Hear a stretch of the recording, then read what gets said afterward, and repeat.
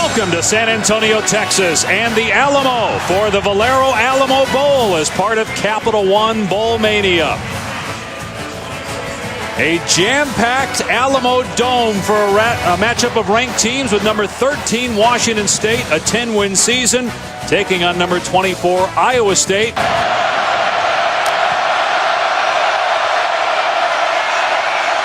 Minshew wide open, Patman, and it's a first down out to the 36-yard line.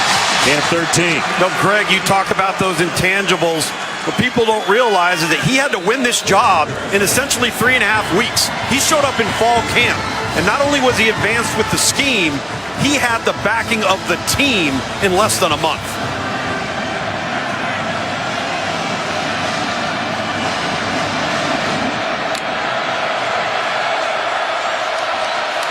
Play action here for Minshew. Fires to Williams again. Turns it upfield. Breaks the tackle. Fumbles the ball. Still on the ground and then recovered by Brian Peavy of Iowa State.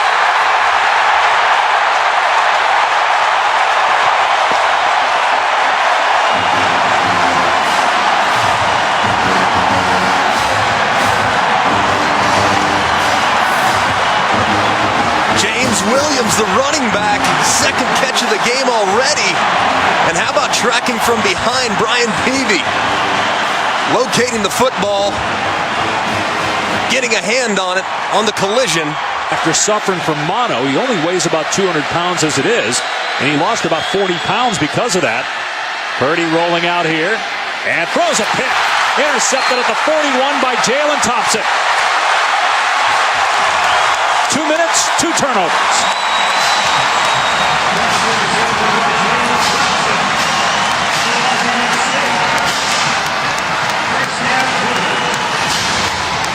Brock Purdy just making a bit of a freshman mistake. He's going to have a little concept underneath where it's levels, and he doesn't see the safety come off of the underneath wide receiver. It's just a freshman mistake. Little rusty trying to make a play, been off for a number of weeks. As a conference hasn't won a bowl game in more than a calendar year. 3rd and 4 here for Washington State. Pressure coming. Borghi on the catch, but he's not going to get the first down drop at the line of scrimmage by Jamal Johnson. 4th down and 4, and Washington State will punt it away. And solid with the ball in his hands as a ball carrier. You don't often see that from a guy that's 6'6". They shift Montgomery into the backfield, hand it to him, Pelor, and can't make the play. Montgomery gets outside and picks up a first down to the 28-yard line. Gain of 11 on the play. Had a chance at him and missed the tackle. Purdy over the middle, Butler on the grab into Washington State territory. That's a perfect throw by Brock Purdy on time. Just a nice route, too, by Butler. Climbing on the safety and one-on-one working against Skylar Thomas. And has really improved as the season's gone on. He's played over 50 games, too. Went through recently with a local reporter. Remembered every single game he's played in college. That's going to be a pick. It might be going the other way. Intercepted by Marcus Strong. He will take it to the house.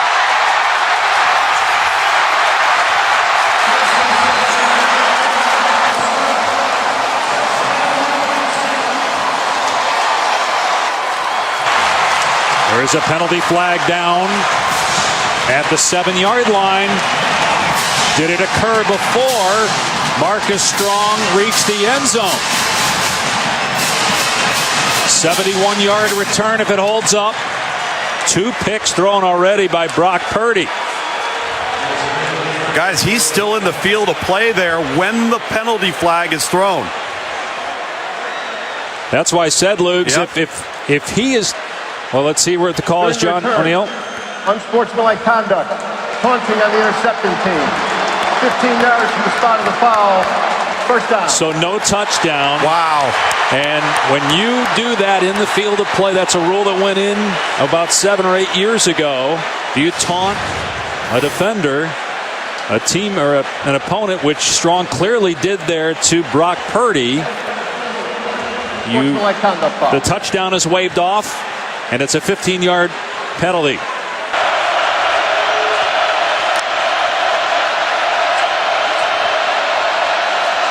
Minshew on third down and long. Going to go end zone again. Receiver wide open. Touchdown. Renard Bell somehow got free in the middle of the defense.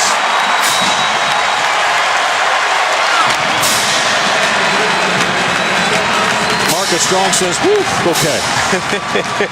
Yeah, he's the happiest man on the field outside of maybe Bell, who was on the receiving end of that strike. And there's the Minshew swag walking to the Washington State bench. His 37 touchdown pass, 5th in the country. And the point after makes it 7-0 Washington State. All made possible by the great play by Marcus Strong, stepping in front of the pass intended for Butler. Not the smartest way to the end zone, but his quarterback and Heisman Trophy runner-up make him right by striking first in the Alamo Bowl. As we start the second quarter, true freshman quarterback Brock Purdy threw 2 first quarter interceptions. Settled down, though, the last 5 minutes or so. Rolling out here, in trouble. Spins away from a defender, and Purdy is close to a first down. They have no senior starters on that offensive line. Only 7 senior starters on the entire roster. So as Greg said, the best is yet to come. But Purdy hit here, throws a jump pass that Butler catches, and then he's crushed at the 30-yard line. But it's a 16-yard gain and a first down. Butler's shaken up. That was a nice job by Purdy, evading the would-be tackler and having just enough arm strength to... Second down and 8. Here comes pressure from behind, and Purdy didn't see it. It's Marcus Strong with the sack.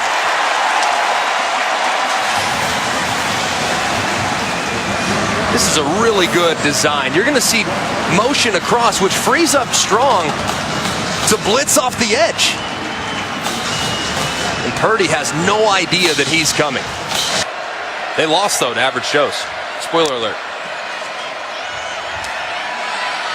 Minshew throws complete. Wide open was Patman, and he is out all the way to the 35-yard line for 23 yards. I really like this kid, Desmond Patman. And most of these wide receivers are all kind of interchangeable and probably have a very fruitful career. Minshew on third down and 11, steps up here and takes off.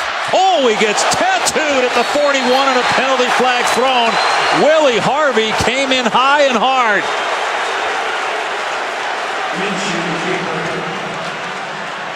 Minshew shakes it off as if he kind of liked it. But that is a definite targeting. Defense number 2. That ruling is under further review.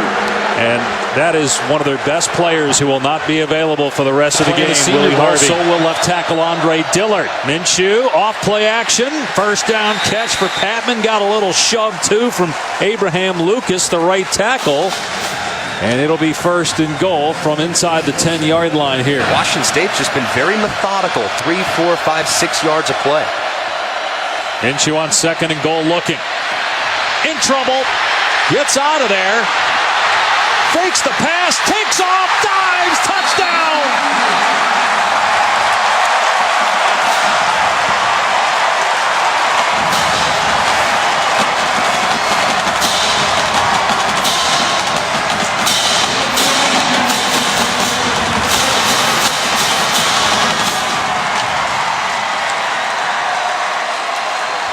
What balance and effort as the legend grows in Pullman of Gardner Minshew. 4th rushing touchdown this season. 41st overall. And it's 14-0 Washington State. On every single one of those guys on this team, it's just been so fun to follow him this year.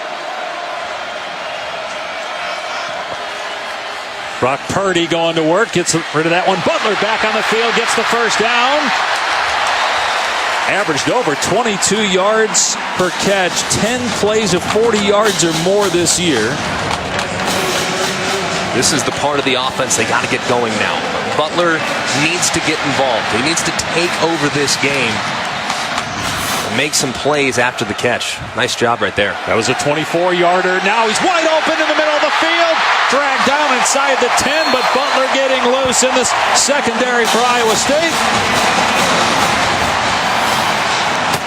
Just one-on-one. I mean, press coverage in the slot. And he beats Skylar Thomas right over the top, where he's working against Strong, who's had a really nice first half for Washington State. Purdy's going to run it here. Inside the 5, gets a block from Butler. And it's a touchdown for Iowa State. Brock Purdy. Let's see if he got in. Yep. What a great answer by Iowa State. Washington State puts together a methodical 88-yard touchdown drive on 13 plays. You come right back and answer with a couple big plays to your star wide receiver, Butler, and your freshman quarterback finishes it off.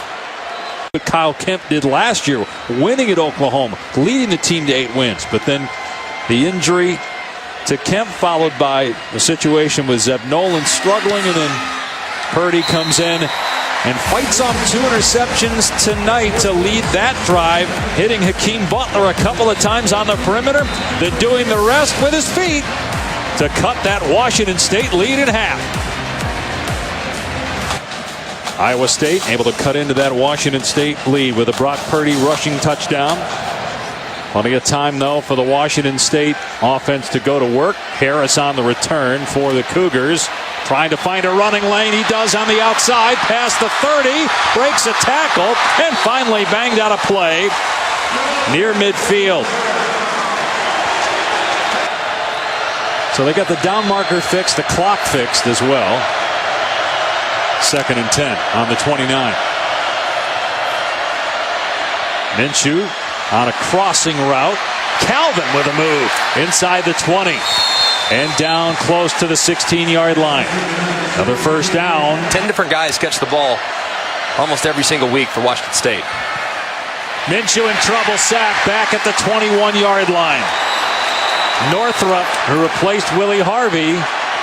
Minshew's helmet is off.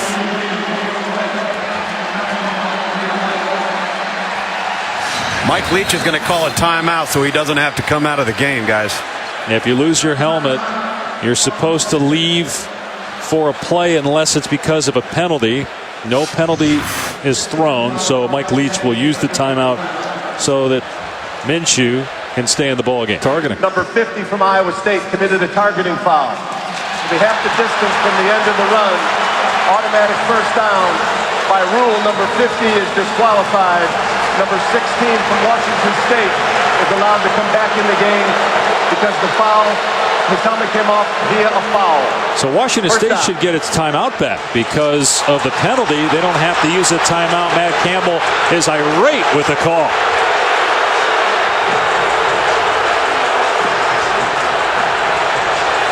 You can read his lips and see how he feels about it. It was an obvious targeting call based on the language in the rule. 3rd down and goal from the 9. Minshew taking a shot. Patman goes upstairs, pulls it down, touchdown. He's a big target at 6'4", needed to go to about 6'10" or 11 to grab that one.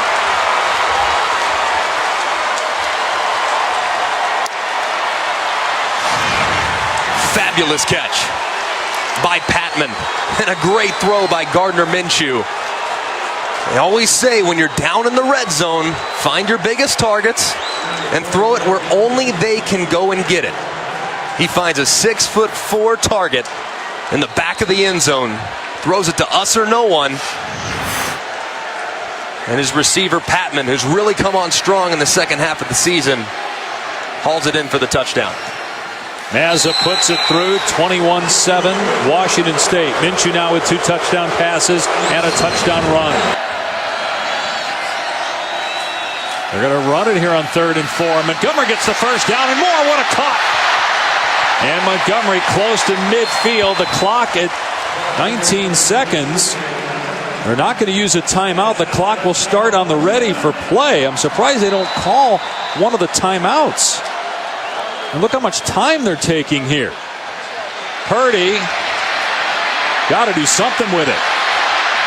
Got a receiver, Buckner, and he hangs onto the ball. What a play. Marcus Strong on the tackle, a timeout with 3 seconds left. They're going to get a shot at a field goal.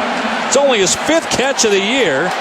Sam Buckner somersaulting because of the hit by Strong, but he hangs onto the football.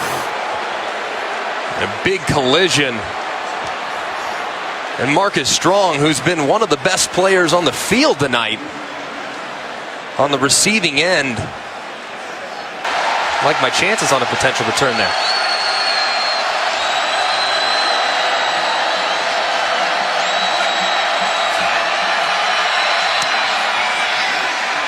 Does it have enough? It does, and it's good. We're being told that that was a 51-yarder, which ties an Alamo Bowl record. Quit shooting themselves in the foot with some of these penalties. Brock Purdy had a rushing touchdown, but 2 interceptions in that first half, so he hands it off to David Montgomery on the first play, and he gets the first down, a gain of 15. First down at the 48 of Washington State. Purdy throwing to Butler, and he's got it at the 20-yard line.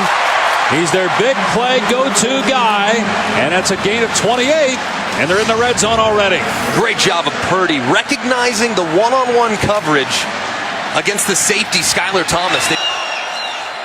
They fake it to him and hand it off to Montgomery. Waits for the hole to open, and he's inside the 10. Man, Montgomery's such a good player, so patient. And Washington State had to respect Real Mitchell there. Yeah, and they were obviously paying attention to the 3rd-string quarterback, thinking trick play or something along the lines of that. So Tracy Clay's really good coach. Their D coordinator in his first year was at Minnesota as a D coordinator and a head coach. Montgomery gets the carry here, breaks the tackle into the end zone. Touchdown, Iowa State. And then Montgomery said, "Get off me," to Jalen Thompson.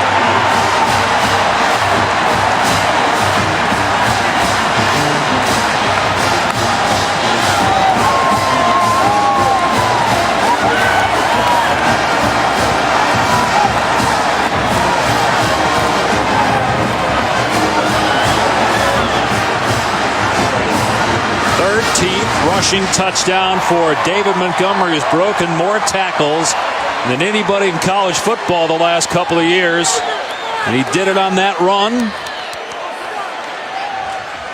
And Iowa State is back within 4 with a lot of time left. You're going to see a lot of movement defensively from Washington State. Not very big, so you're going to see guys move around. As a result, you're just going to see double teams and the cutback right here.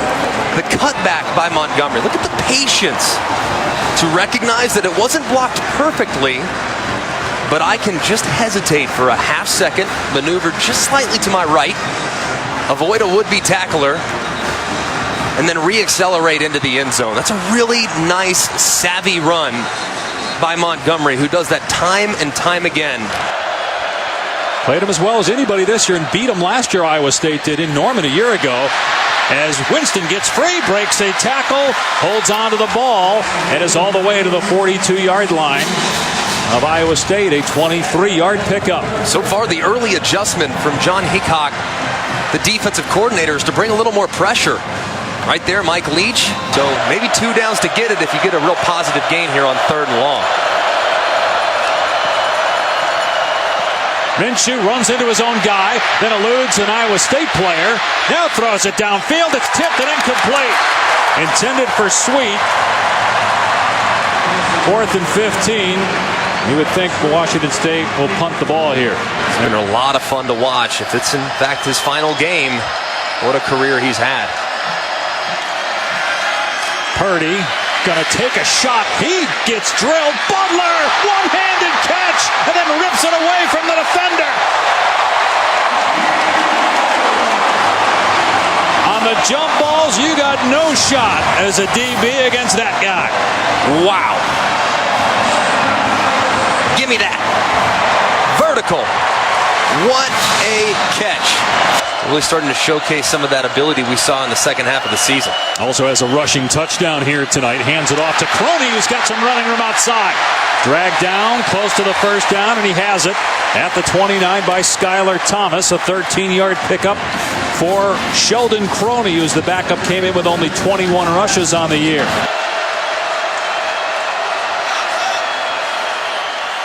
And they run it on 3rd and 7. And Montgomery is bottled up at the 6-yard line. Why do you think they went with that? Well, I think it was an RPO.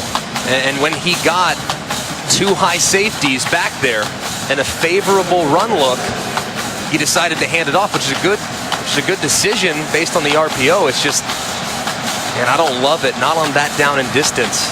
Would have opted for a standard drop back pass and try to force it into the end zone. Especially when you have, again, a guy at 6'6" who's already made a one-handed catch in this game. We've seen time and again throughout the year him make great catches against good coverage. So Asali, a much shorter attempt than he had at the end of the first half. He puts this one through, and it's a 1-point game just outside a minute to go in the third. Surprised they're not taking another look at this one. Minshew's pass is behind the receiver, incomplete, intended for Tay Martin, and it was Greg Eisworth in coverage again. 4th down. A rare 3 and out for Washington State's potent offense. True freshman Brock Purdy from Gilbert, Arizona. Off play action on 2nd and 4, gonna run, and he's got a lot of green. Got the first down and scoots out of play. Since Purdy became the quarterback for Iowa State. Get used to it, Jeff. If you're as good as your brother, you're going to be playing for a while. Big 3rd and 5 for his brother. Fakes the pass, now gets rid of it, and it's knocked down. Nice play. Jalen Thompson stepping in front of Deshaunte Jones for the pass breakup. It would be about a 50-yard field goal. Connor Asali made a 50-yarder at the end of the first half. A little surprised they didn't think about maybe running it on 3rd down and going for it on 4th, or at least make this field goal a little bit easier. Officially a 49-yard attempt, and he hammers this thing, but it's off the upright, no good. And Washington State keeps the lead early in the 4th. It was hit well, snap a little low, but the holder was able to corral it. He just doesn't get that draw on the football. Stays straight the whole way and collides with the upright. If Washington State goes with that little tunnel screen that they've used on 3rd and short a couple times with some success. Through the hands of the intended receiver, Calvin. It would have been a first down, but he couldn't hang on. 4th down and 2. Yeah, kind of an inconsequential challenge there. Montgomery gets the carry on 2nd and 5 and stood up by Pelluer, but he does get the first down at the 30. Did the ball come out? Washington State's got the ball. Pelluer has it in his hands. The officials have not ruled yet whether the ball came out. I'm not sure they saw it. And I tell you what, as Pelluer... Turnover. Yeah, as Pelluer and Montgomery were going to the ground, it looked like Pelluer ripped that ball from Montgomery. And is there enough video evidence to overturn it? Can you see the ball here? That's why the ruling in the field was so important. He stood up. The whistle did not blow, saying forward progress is stopped. And it's pretty clear that Montgomery was clearly not down when that ball appears to be dislodged. Man, huge play right there by Pelluer. You can't see it all when that ball comes out. And right now, I think he's got to look towards number 12, Desmond Patton, who's one-on-one at the top of the screen. Pressure coming off the edge. Minshew is hit. Gets out of there and pitches it ahead for a first down inside the 15-yard line. Tay Martin, and knocked out of bounds near the 10. Minshew continues to make magic happen. Unbelievable. Eyes start to the right. Doesn't like it, comes back. Off that first progression, breaks a tackle. And then how about the awareness? First and goal on the 10. Max Borghi picking a hole, bursts through it, shakes off a defender, and hits pay dirt for the touchdown.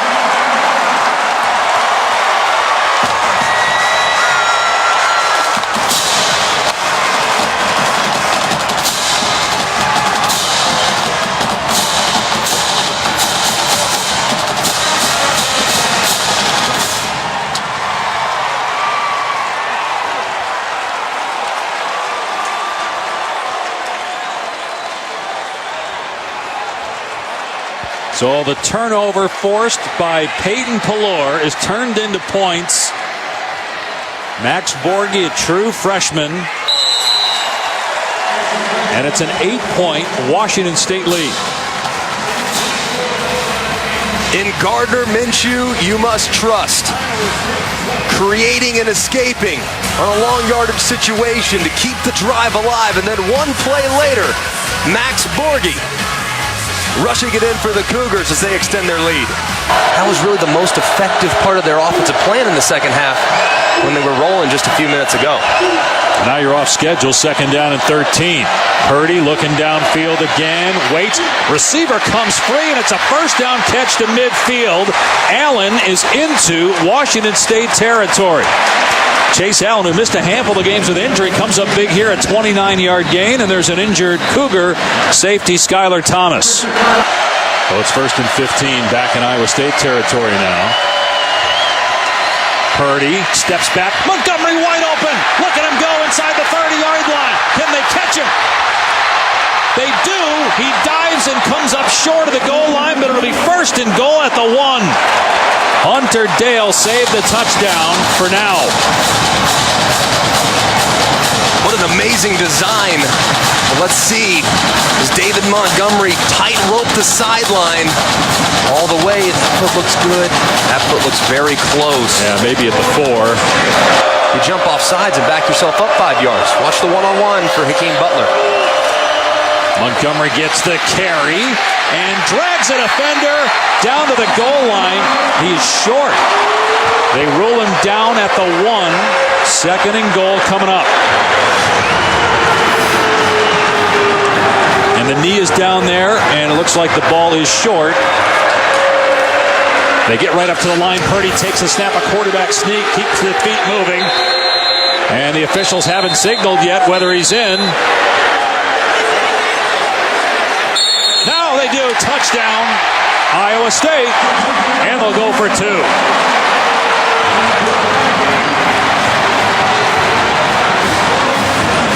Two rushing touchdowns for Purdy today. He had 3 all season. I would get Brock Purdy out to the right-hand side and give him a bit of a run-pass option on the perimeter. And there's penalty, flags down, movement again by Iowa State. Start. Offense number 74. 5-yard penalty, retry. So now you're going for 2 from a much further distance. This takes away some of the options because the run option is totally dismissed here. They were going with it, though. They were actually getting him out on the edge and trying to slide Booker out underneath. But here, obviously, your play menu from this point of the field completely different. I just think in this situation, you have to look for your playmakers. And your best playmaker is number 18, Hakeem Butler, who's lined up in the slot. Purdy steps up, jump pass, caught at the 5, but stopped short. Montgomery brought down by Willie Taylor. So it remains a 2-point lead. And again, Iowa State out of timeout. So it'll be really interesting to watch when Washington State gets the ball back with a lead. If they milk the clock, knowing that Iowa State cannot stop the clock. Man, Brock Purdy's going to want this one back.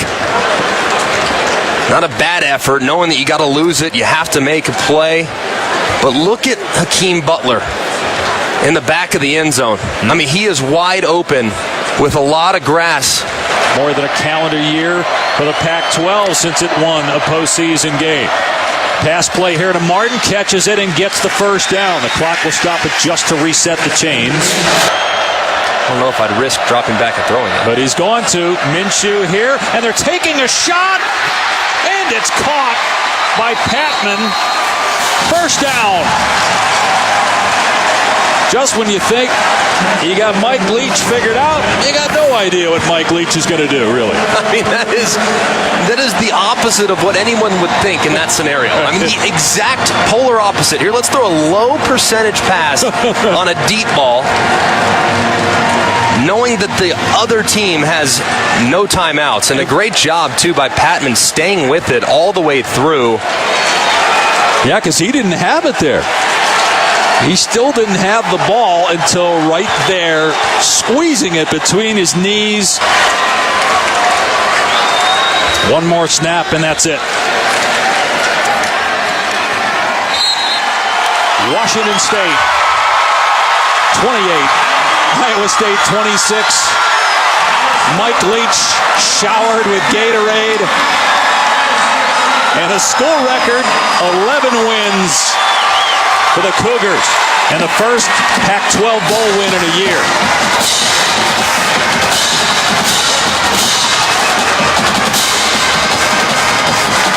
Incredible season for Gardner Minshew and the Cougars. They earned it, man. I mean, Gardner Minshew is one of the great stories in college football this year.